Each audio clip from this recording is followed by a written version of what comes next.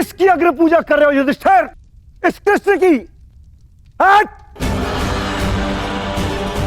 अग्र पूजा उसकी होती है जो हर क्षेत्र में सर्वश्रेष्ठ हो, हर क्षेत्र में अग्र हो। और ये कृष्ण, ये तो छल करने में अग्र है। मैं इसको सर्वश्रेष्ठ नहीं मानता। शिशुपाल, अग्र पूजा किसकी की जाए, वो यज्ञ के आह्वान कर्ता का अधिकार है। आप अपनी मर्यादा से बाहर जा रहे हैं। निसंदेह।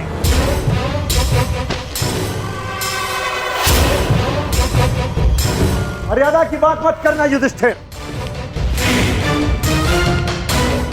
क्योंकि मुझ में मर्यादा होने का दम्भ है जो तुझ में नहीं हो सकता युधिष्ठिर। और दम्भ हो भी तो किस बात का? 5 पिताओं के पुत्र को कुल का दम्भ हो भी नहीं सकता। सावधान शिशुपाल! चिल्ला मत भीम। इस बार चिल्लाने से कुछ नहीं होगा, सत्य ही कह रहा हूं। राजसूय यज्ञ कर लिया, परंतु सम्राट होने का गर्व कहां वर्णावत के भगोड़ों के पास? कहीं दान में मिले राज्य को पाकर शूर होने का भ्रम तो नहीं तुझे? जरासंध को छल से मारने के पश्चात स्वयं को न्यायशील कहने का साहस भी नहीं। केवल शरीर ही बड़ा पाया है या साहस भी है भगोड़े कहेंगे? अगर साहस है तो उठाओ शस्त्र। आप अतिथि हैं छेदी नरेश, अतिथि स्वीकारिए। विघ्न क्यों डाल रहे हैं? शांत युधिष्ठिर, मुझे रोक रहे हो। अपनी माता को रोका होता जब उसने एक स्त्री को 5 पुरुषों में बांटने का आदेश दिया।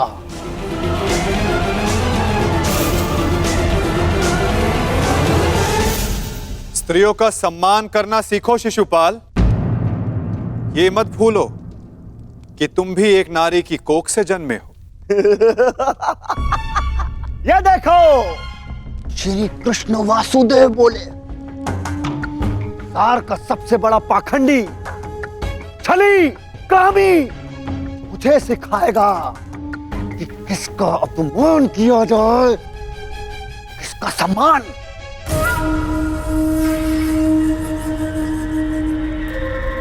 अग्र पूजा की कामना रखने वाले, तू जानता है तेरा नाम कृष्ण क्यों पड़ा? क्योंकि तू है ही मन का काला।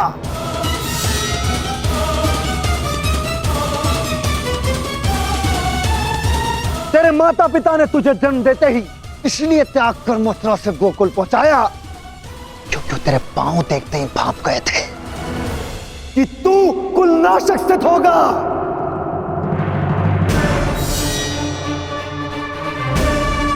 वही किया तूने, वही किया, अपने मामा का वध। जीभा और अश्व की गति एक समान होती है शिशुपाल।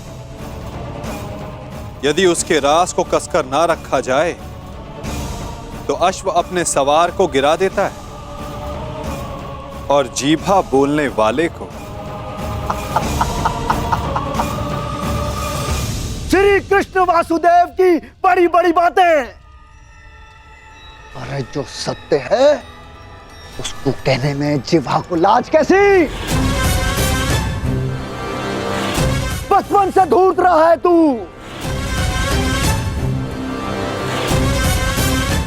सब जानते हैं, माखन स्वयं चुराता और आरोप अपने मित्रों पर लगा देता। धूर्त मुझे कहता है कि जीवा पर रास कसूं। तूने जो वृंदावन में रास रचा है वो संसार जानता है। कामी है तू, कामी। प्रेम का झांसा देकर जो स्त्रियों को ताड़ता रहा वो मुझे स्त्रियों का सम्मान करना सिखा रहा है। क्या क्या नहीं किया तूने? स्नान करती स्त्रियों के वस्त्र तूने चुराए। अरे गोकुल की विवाहित महिलाओं को मोहित करके उनका चरित्र पतन तूने किया।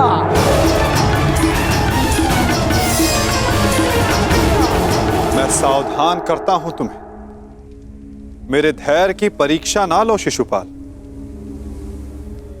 अपनी सीमा में रहो।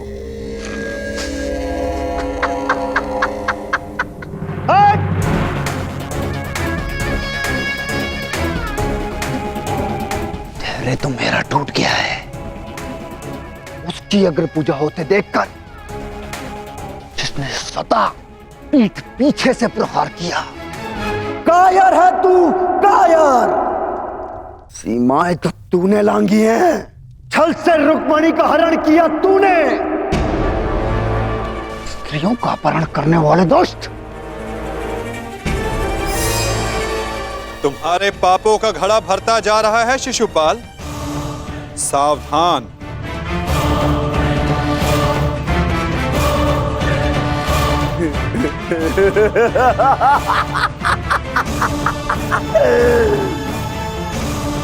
क्या करेगा तू? युद्ध करेगा मुझसे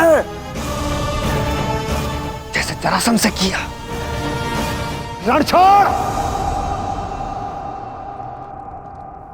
अरे युद्ध भूमि छोड़कर भागने वाला कायर है ये, रण छोड़ है, दुष्ट है ये। क्या करेगा तेरे ये दास पांडव? इनके द्वारा तो मुझे भी मरवा देगा। कुलनाशक है तू, और तुझे अग्नि पूजा का सम्मान चाहिए। थू। बस शिशुपाल।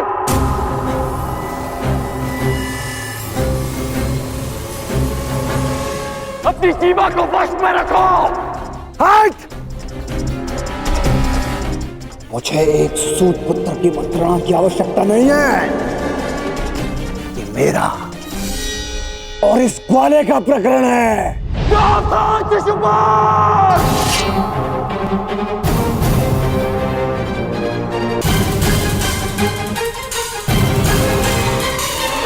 नहीं अंगराज, रुक जाओ।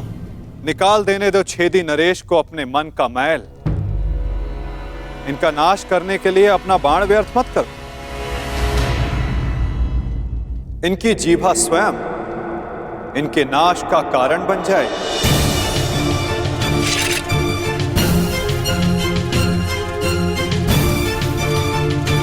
ऐसे बालक योद्धाओं को तू अपने छल से वश में कर सकता है,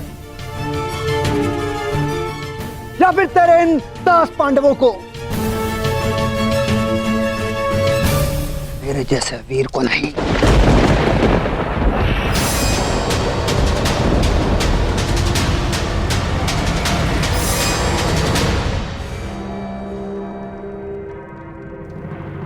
श्री,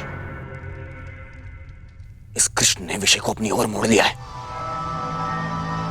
शिशुपाल के 100 अपराध भी पूर्ण होने वाले हैं। इसे रोकना होगा।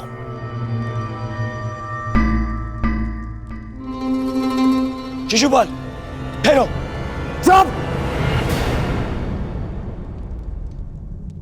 दूर रहना कायर दुर्योधन। स्वयं से कुछ होता नहीं है और मुझे रोक रहे हो। बैठे रहो अपने मामा को त्रिया पकड़कर।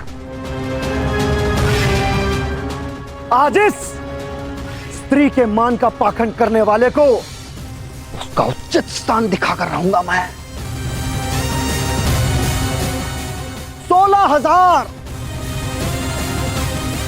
16,000 रानियों से जब तेरा मन नहीं भरा तो तू पांचाल चला गया। तेरा और इस पांचाली का क्या संबंध है? किसी से छिपा नहीं है।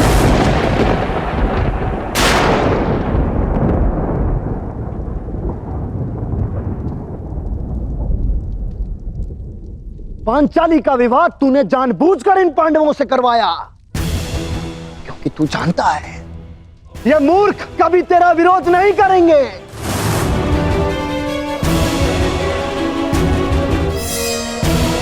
सखा, सखी, सखा सखी की संबंध की आड़ में क्या रासलीला रचा रहा है तू, ये मैं भली भांति जानता हूं।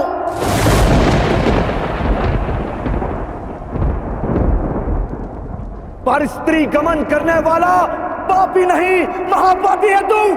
एक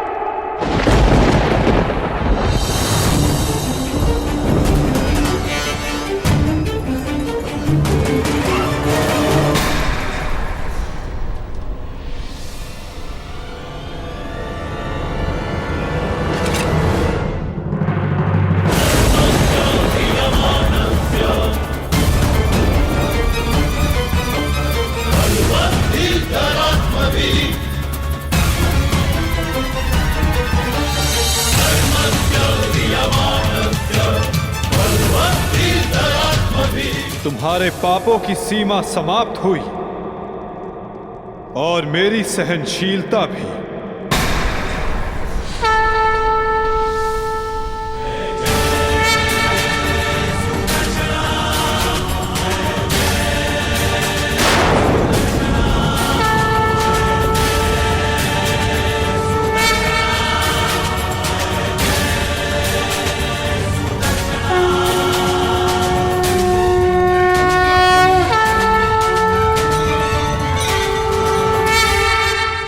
तुम्हारे पापों की सीमा समाप्त हुई और मेरी सहनशीलता भी।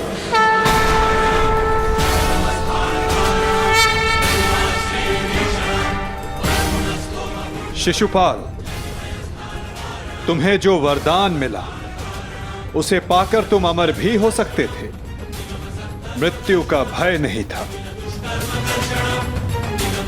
इसलिए संसार और मानवता की भलाई के लिए, उसके कल्याण के लिए तुम वो कार्य कर सकते थे जिनके लिए तुम्हारा नाम सदा स्मरण किया जाता शिशुपाल। परंतु शक्तिशाली होने के अहंकार में तुम अपने वरदान को व्यर्थ कर बैठे शिशुपाल।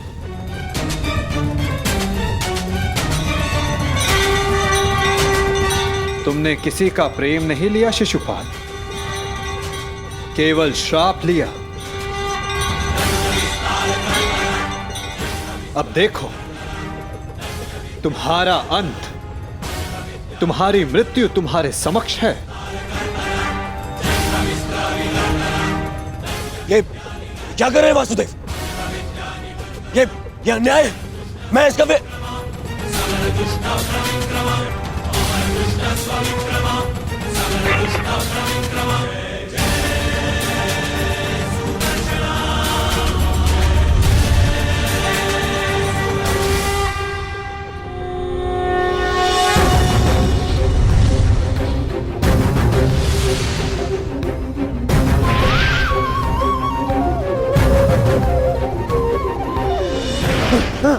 दुर्योधन बचा लीजिए।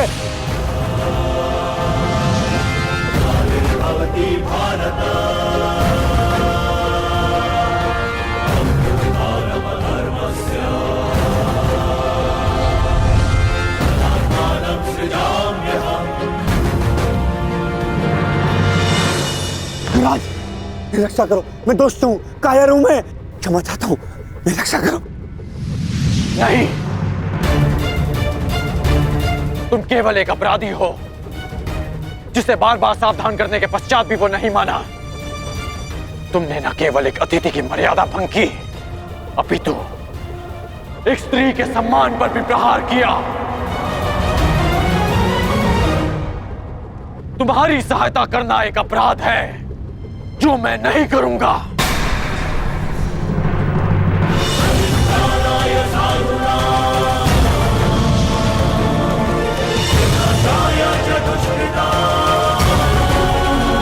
वासुदेव, क्षमा करना।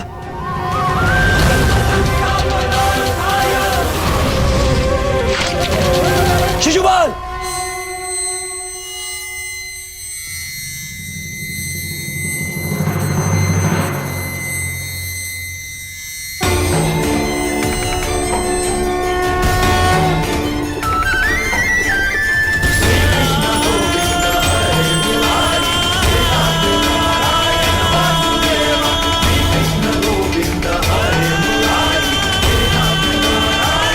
यही तुम्हारे पापों और अपराधों का अंत है, और तुम्हारे दुखों से तुम्हारी मुक्ति भी।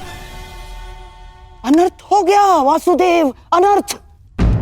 जिस अतिथि के केवल अपमान से यज्ञ भंग हो जाता है, वहां उसका वध कर दिया आपने।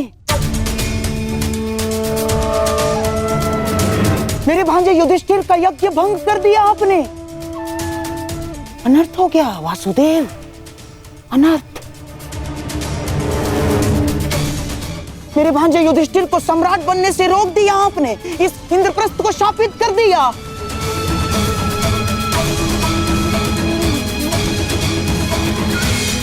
मामा श्री उचित कह रहे हैं।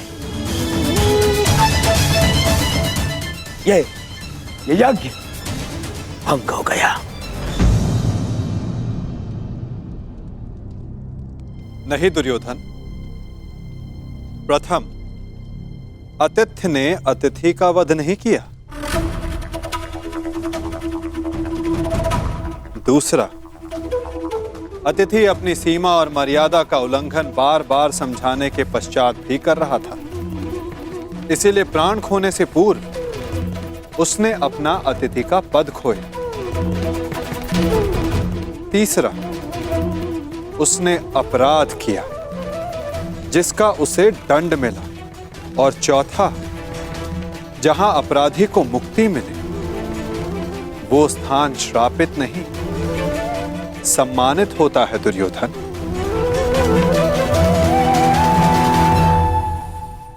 विश्वास ना हो तो अपने मित्र अंगराज से पूछ लो। वासुदेव ठीक कह रहे हैं मित्र।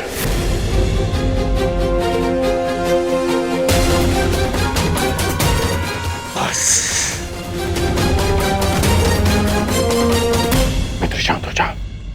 इस समय तुमने कुछ कहा या किया वो तुम्हारे विरुद्ध जाएगा। मित्र, तुम हस्तिनापुर के प्रतिनिधि हो। तुम्हारी एक भूल हस्तिनापुर का गौरव सदा के लिए नष्ट कर देगी। शांत हो जाओ मित्र। नहीं! मैं शांत नहीं रहूंगा। यहाँ एक अतिथि की मर्यादा को भंग किया गया है।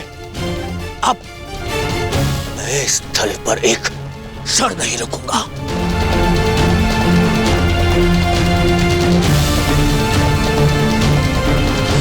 दुर्योधन, दुर्योधन, जो सोच कर आए थे वो कुछ नहीं हुआ।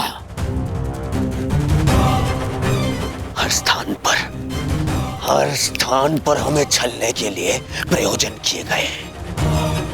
मुझे तो ये समझ में नहीं आता कि हम यहाँ आए हैं क्यों थे। चलिए मामा श्री। मित्र,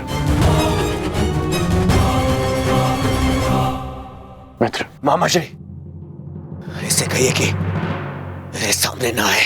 मित्र कहता है मुझे न्याय की बात कहकर उसी की बात का विरोध करता है ये। मैं तुम्हारा विरोध नहीं कर रहा हूं मित्र। मैं तो मेरी बात समझने की कोशिश कर। बास कांड, अब एक और शब्द नहीं।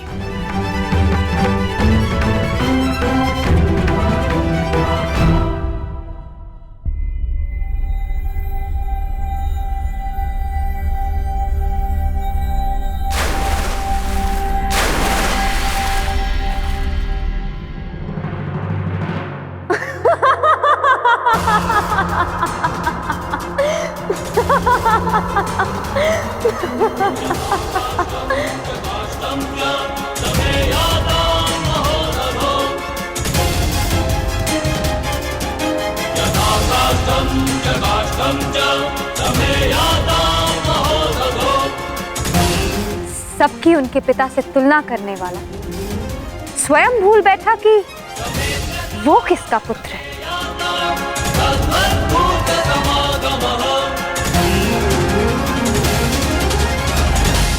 अंधे का पुत्र अंधा।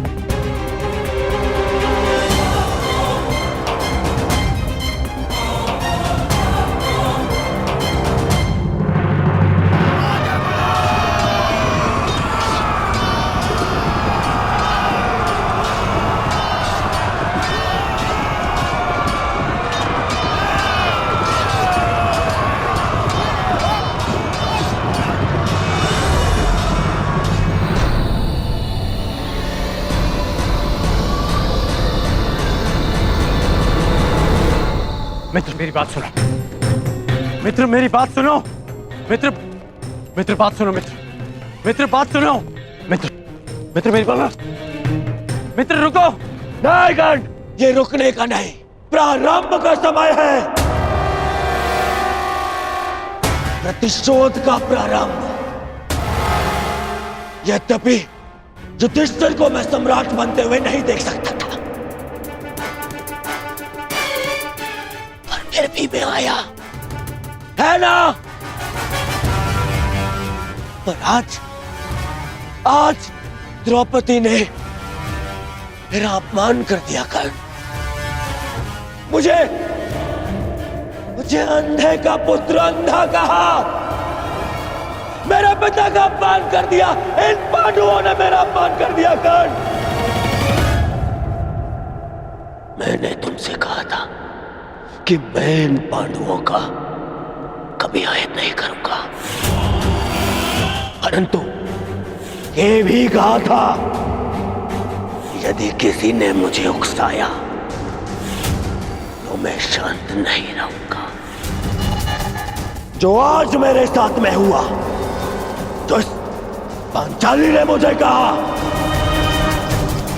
वो मैं कभी नहीं भूलूंगा और इन्हें भूलने भी नहीं दूंगा। इतिहास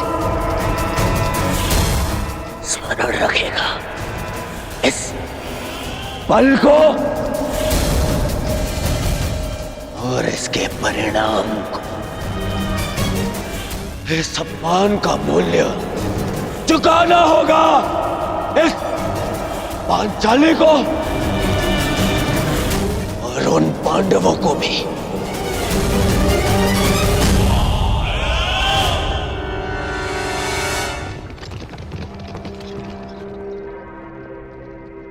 अंगराज,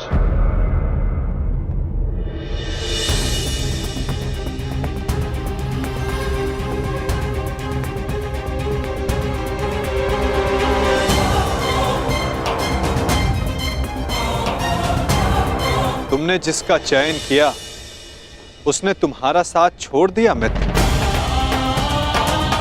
अब भी समय है, अंतिम अवसर है, उचित चयन कर लो मित्र। अपने चयन का अंतिम अवसर मैं रंगभूमि में छोड़ आया हूं वासुदेव, परंतु आपको किसी और को अपने कर्म और शब्दों के चयन के विषय में सावधान कर देना चाहिए था।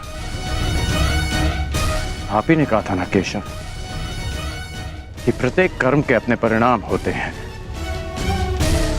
उसी भांति मुख से निकले प्रत्येक शब्द के भी अपने परिणाम होते हैं। और मुझे भय है कि पांचाली के शब्दों के परिणाम उचित नहीं होंगे। बड़ी बात।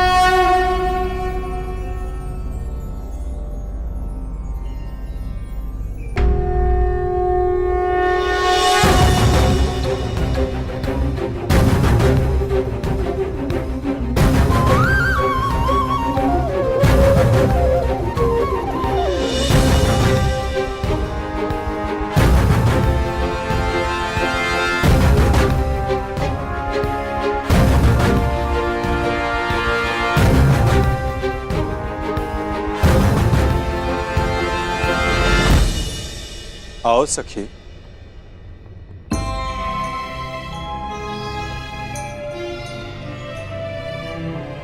बिना मुझे देखे, बिना कुछ सुने आपने मुझे कैसे पहचान लिया सखा?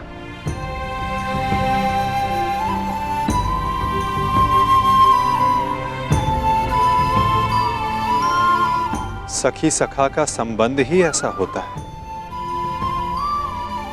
एक सुनकर तो परायों को पहचाना जाता है सखी। केवल मन से जिसकी मन की बात जान लो, सखा वही होता है।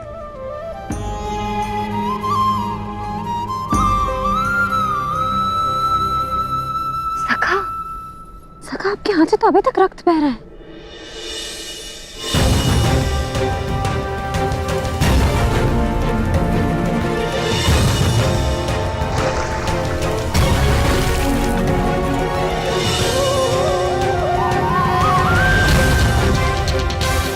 हाँ सखी, कुछ घाव सरलता से नहीं भरते हैं।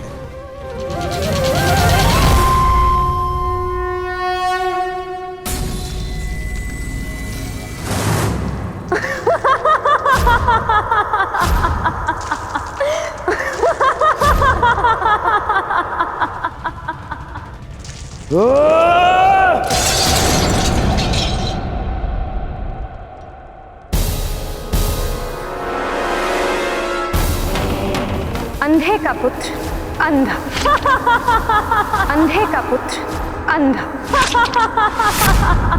अंधे का पुत्र अंधा, अंधे का पुत्र अंधा।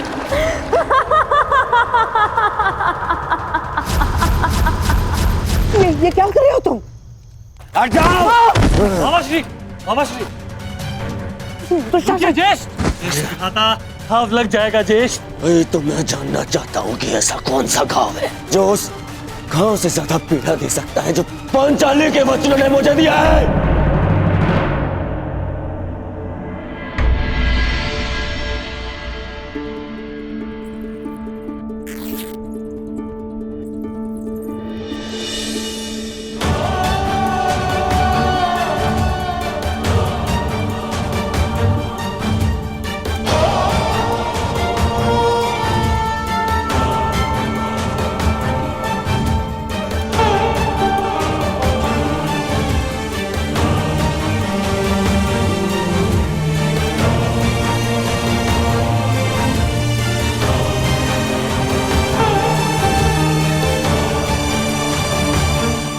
मैं जानती हूँ सखा कि आपने शिशुपाल का वध क्यों किया। इसलिए नहीं क्योंकि उसने आपका अपमान किया, परंतु इसलिए क्योंकि आपने मेरे अपमान का प्रतिशोध लिया।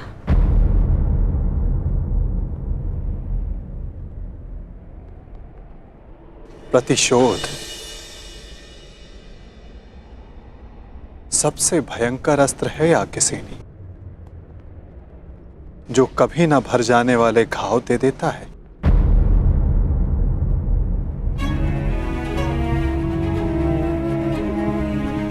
इसीलिए आवश्यक है कि प्रतिशोध से बचा जाए, और इससे भी अधिक आवश्यक है कि किसी के मन में प्रतिशोध जैसी भावना को जन्म ना दिया जाए, क्योंकि प्रतिशोध मनुष्य के विवेक को हर लेता है, भले बुरे की समझ छीन लेता है, नेत्र होते हुए भी मनुष्य को अंधा कर देता है।